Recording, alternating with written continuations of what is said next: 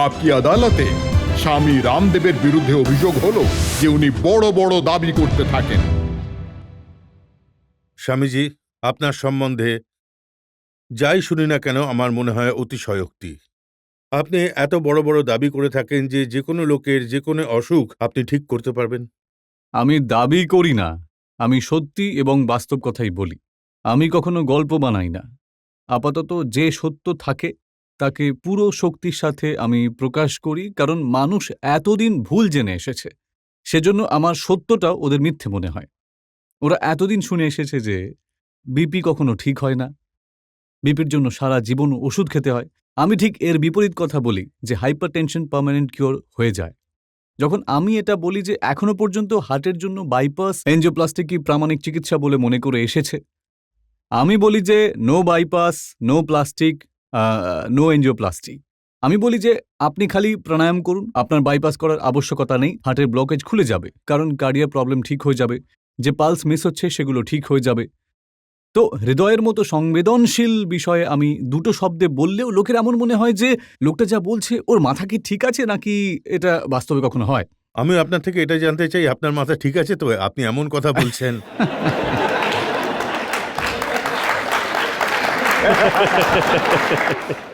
দেখুন, ওটা যখন কোনো কথা, একটা নতুন কথা মানুষ বলে না, যখন প্রথমবার পৃথিবী সম্পর্ক বলা হয়েছিল, পৃথিবী গোল, কেউ বলেছিল এটা চ্যাপ্টা, তো মানুষ তাকে শুলে চড়িয়ে দিয়েছিল। যখন কেউ প্রথমবার সত্যি অভিজ্ঞতা বলে, মানুষ তাকে মিথ্যে মনে করে। এটা স্বামীজি, বিজ্ঞানের বিষয়ও তো খাটে। শুধু মেডিকেল সায়েন্সে বহু বছর মানুষেরা যে বিষয়ে রিসার্চ করেছেন, এমন রোগ যার জন্য ডাক্তাররা লক্ষ লক্ষ টাকা নেন, কোটি কোটি টাকার হসপিটাল বানানো হয়, আপনি এক বাক্যে সেই সব কিছুকে ভুল ঘোষণা করে দেন। আমি যে সায়েন্সের কথা বলছি সেটা 200 কোটি বছরের পুরনো সায়েন্স। আর ডাক্তাররা যে সায়েন্সের ভিত্তিতে কথা বলছে সেটা WHO মান্য কেবল 200 বছরের পুরনো সায়েন্স। এটা খুব গুরুত্বপূর্ণ। কিন্তু স্বামীজি, আপনি তো ওয়ার্ল্ড হেলথ অর্গানাইজেশনকে চ্যালেঞ্জ করছেন, বিদ্রোহ করছেন আপনি। আমি বলছি এই কারণে যে ডাক্তারদের এবং WHO কে প্রশ্ন করা উচিত। একজন রোগী আপনাদের কাছে আসে এবং রোগী এসে বলে যে ডাক্তারবাবু এটা একবার দেখুন। ডাক্তার বলেন যে 3টে বাক্যে আমি তোমাকে বলে দিচ্ছি যে তুমি আসলে অসুস্থ ছিলে, সেই জন্য ডাক্তারের কাছে এসেছে যাতে ভালো হয়ে যায় ও। তুমি অসুস্থ ছিলে, তুমি অসুস্থ তাই তুমি ওষুধ খাও, এই দুটো তো কথা ঠিক। কিন্তু তৃতীয় বাক্য যে উচ্চারণটা করা হয় না, তুমি সব সময় অসুস্থ থাকবে আর আমার কাছে তুমি আসবে আর ওষুধ খেতে থাকবে। এখন এর বিপরীত কথাটা যখন আমি বলে থাকি, আমি বলি না যে তুমি অসুস্থ ছিলে, না তুমি অসুস্থ, না তুমি অসুস্থ থাকবে। এখন এর একটা ভিত্তি তো আছে, কোনো কথা স্বামীজি- নয়, ভাষণবাজি করে কথাটা বলি না। এটা কোনো ফাঁপা কথা নয়, কিন্তু আমি মানুষকে সত্যি করে দেখিয়েছি।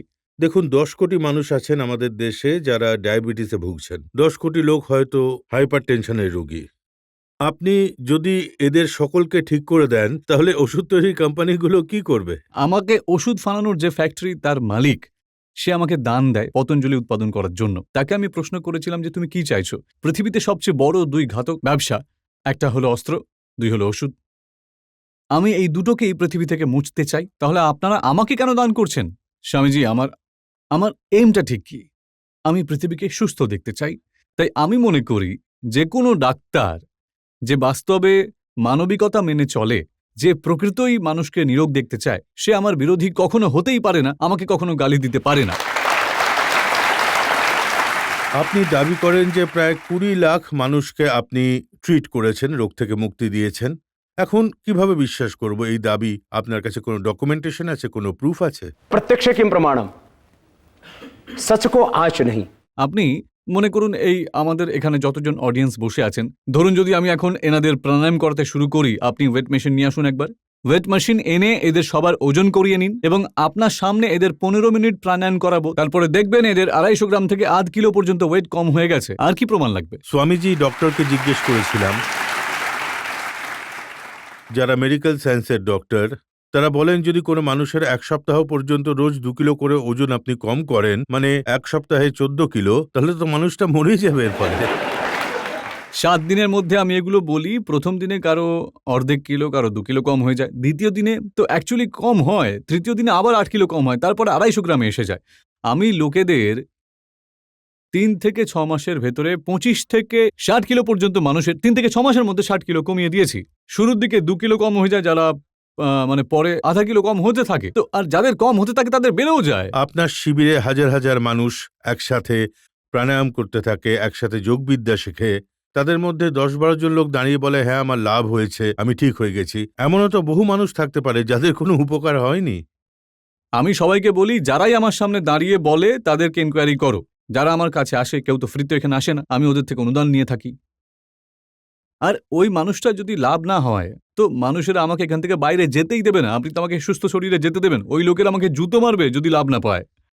স্বামীজি যদি ধরে নেন আপনার চিকিৎসায় কোনো কোনো ব্যক্তির ক্ষতি হয়েছে, কোনো হার্ট পেশেন্টের বলহরি হরিবোল হয়ে গেছে, কোনো ডায়াবেটিস রোগীর অসুখ আরো বেড়ে গেছে, তো কাকে ধরবে ওরা? প্রথম কথা, যার বলহরি হরিবোল হওয়ার কথা তাকে দুনিয়ার কোনো শক্তি বাঁচাতে পারবে না। স্বামী রামদেব কেন, প্রভু নারায়ণ নেমে এলেও তাকে বাঁচাতে পারবেন না। প্রথম কথা, আমি কোনো ওষুধ দিই না। দ্বিতীয় কথা, তাকে নিয়ে কোনো খারাপ কাজ করাই না। আমি শ্বাস থামিয়ে দিলে আমার উপরে মামলা চলতেই পারে। আমি বলি শ্বাস নাও, ছাড়ো। আর নিলে আর ছাড়লে আজ পর্যন্ত পৃথিবীতে কেউ কখনো মরেনি, আর কখনো হবেও না। ওষুধ খেতে খেতে এটা আমি রসিকতা করছি না, এটা কিন্তু বাস্তব। প্রায় 90% মানুষ ওষুধ খেয়ে খেয়েই মরে যাচ্ছে, আর 10% মানুষ বিনা ওষুধে মরে যাচ্ছে। তাদের কি হবে?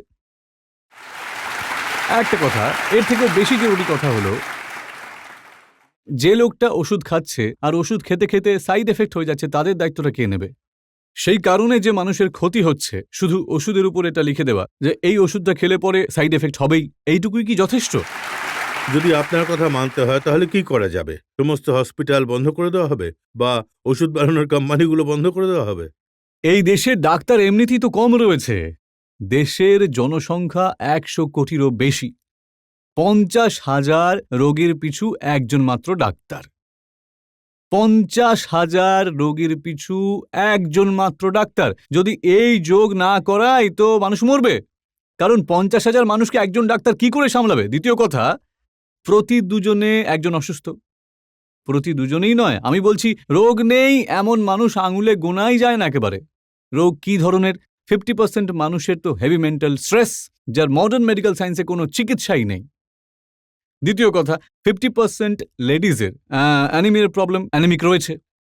10 কোটির মতন মানুষ ডায়াবেটিসে ভুগছেন, 10 কোটির মতো মানুষের বিপি রয়েছে, 5 কোটির মতন মানুষের ভয়ঙ্কর আর্থাইটিস রয়েছে, 5 কোটির মতো মানুষ আছে যারা ভালো করে হাঁটতেই পারে না, তাদের ওবেসিটি আছে, 1 কোটি কাছাকাছি মানুষের হার্টের প্রবলেমটা রয়েছে, ক্যান্সারের প্রবলেম আছে, আস্থামার প্রবলেম আছে, কিডনির প্রবলেম এই আছে। সবের জন্য একটাই ডাক্তার, স্বামী রামদেব।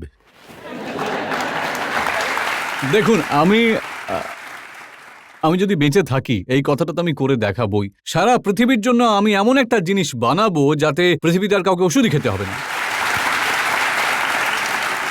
আর এটা আমি বলছি না, এটা আমাদের ঋগ্বেদে, পৃথিবীর সব থেকে পুরনো পুস্তক, এবং ঋগ্বেদের ভেতরে ভারতের মনীষীরা सृष्टि के आदि में उद्घोष किया था आवात वाही भेषजम तुम ही विश्व भेषजो। প্রাণী ঔষধ। দুর্ভাগ্য, আমাদের জার্মানিতে চার্কোলজি পড়ানো হয়, মহর্ষি চড়কের কথা ওখানে পড়ানো হয়েছে। আর আমার মতো মানুষ যদি চড়ক, পতঞ্জলি এবং সুস্থতার কথা বলি, বলা হয় যে এই মানুষটা এমন তো নয় যে গুজব ছড়াচ্ছে, অতিশয়োক্তি করে চলেছে। আমি বলি যে প্রাণ একটা মেডিসিন, আর এই প্রাণরূপী ঔষধি সবাই ফ্রিতে পেয়ে থাকে। ব্যাস একটা কাজ হওয়া উচিত নয়, জমির উপরে ট্যাক্স লাগানো হয়, আপনারা যে জল খান তার উপর ট্যাক্স লাগানো হয়। এখন অক্সিজেনের উপর কোনো ট্যাক্স লাগে না, যেটা আপনারা কিন্তু নেন। যেভাবে আপনি কাজ করে যাচ্ছেন মনে হয় অক্সিজেনের ওপরও ট্যাক্স লাগাবেন আপনি। যদি কোনো উন্মাদ মগজের মানুষ আসে অর্থমন্ত্রী হয়ে এই দেশে, তাহলে অক্সিজেনের উপরে সে তো ট্যাক্স লাগিয়ে দেবে। কারণ একজন মানুষ সারা দিনে 1600 টাকার অক্সিজেন নেয়। একটা অক্সিজেনের সিলিন্ডার 200 টাকাতে পাওয়া যায়। সারাদিন একজন ব্যক্তি হসপিটালে না গিয়ে, ডক্টরের কাছে না গিয়ে, প্রায় 200 টাকা সিলিন্ডারের 8টা সিলিন্ডার ব্যবহার করে 1600 টাকার। এক মাসে 48,000 টাকার অক্সিজেন একজন মানুষ ব্যবহার করে একদিনে, মাত্র একদিনে। একজন মানুষ নিজের জীবনে 3 থেকে 5 কোটি টাকার অক্সিজেন ব্যবহার করে। এসবে আপনার অ্যাকাউন্টিং খুব ভালো দেখছি।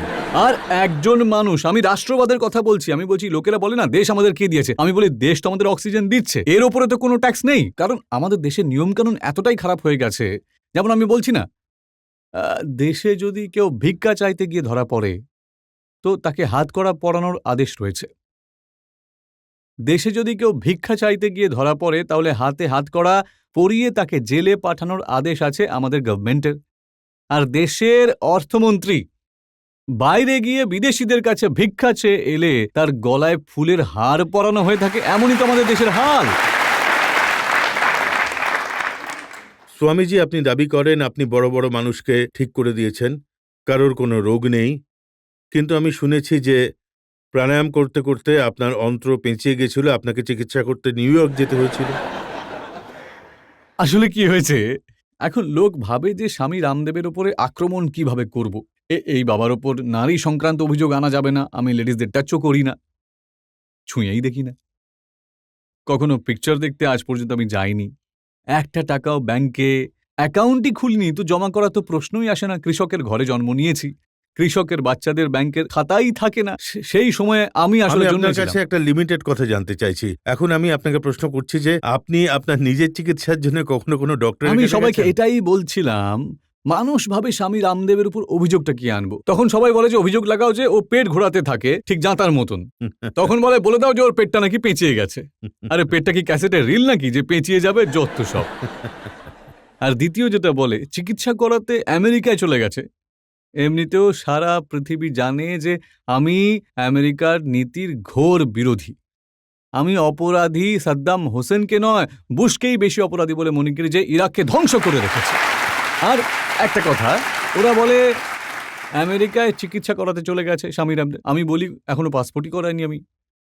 আর একটা কথা হলো, অভিযোগ কি করে মানুষ, গুজব কি করে ছড়ায়, যেটা দ্রুত ছড়ায়। বলে বাবা রামদেব রোজ কপালভাতি করে, অগ্নিসার ক্রিয়া করে, পেটটাকে ঘোরাতে থাকে, একদম জাঁতার মতন আর কি। আর বলে দাও যে পাকস্থলী পুরো পেঁচিয়ে গেছে। এখন বলছে যে তাহলে এর উদ্দেশ্যটা কি হতে পারে। আসলে এর উদ্দেশ্য হলো কিছু লোক আর কি চক্রান্ত করতে থাকে। ওরাই তো এটা বলতে চায় যে স্বামী রামদেব যে নিজেই অসুস্থ, সে মানুষের কি চিকিৎসা করবে, সেই জন্য গুজব ছড়াচ্ছে। গুজব তো এটাও উঠেছিল যে আপনি দিল্লির অ্যাপোলো হসপিটালে ভর্তি হয়েছিলেন নিজের হার্টের চিকিৎসা করানোর জন্য।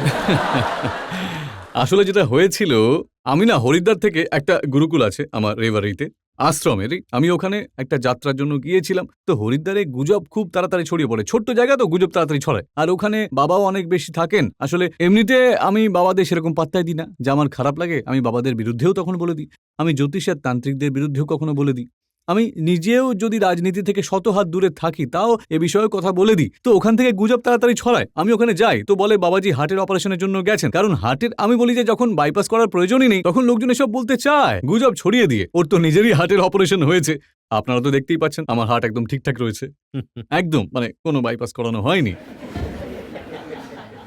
মানে লোক গুজব এমন ছড়িয়ে দেয়। গুজব কিভাবে ছড়ায়, একটা তো আছে বৈদিক সংস্কৃতি, একটা হলো সাপ সংস্কৃতি, একটা হলো ষাঁড় সংস্কৃতি। বৈদিক সংস্কৃতি যেটা সনাতনে চলে আসছে, কারো সভা খারাপ করতে গেলে সাপ এবং ষাঁড় ছেড়ে দাও, এটাই সাপ আর ষাঁড় সংস্কৃতি। একজন আমাকে বলেছিল রাজনৈতিক পার্টিতে যুক্ত, পার্টির নামটা আমি নিচ্ছি না কারণ এই ধরনের কাজ করে থাকেন। তৃতীয় এমন হয়, তৃতীয় হলো গুজব সংস্কৃতি। যেমন গণেশজি দুধ খাচ্ছেন, তো প্রশ্ন কিভাবে খাবে, চামচ করে দুধ খেলে তো বোঝাই যাবে না যে পড়েছে কি পড়েনি, এবং সাদা পাথরের মূর্তি হলে তবেই তো সে খাবে। আর বলে পাপী মানুষের হাত থেকে খাবেই না, সারা পৃথিবী সবাইকে খাইয়ে দিল, কারণ কেউ তো নিজেকে বলবে না যে আমি পাপী। এই গুজবগুলোই আমার সম্বন্ধে ছড়ানো হয়েছে।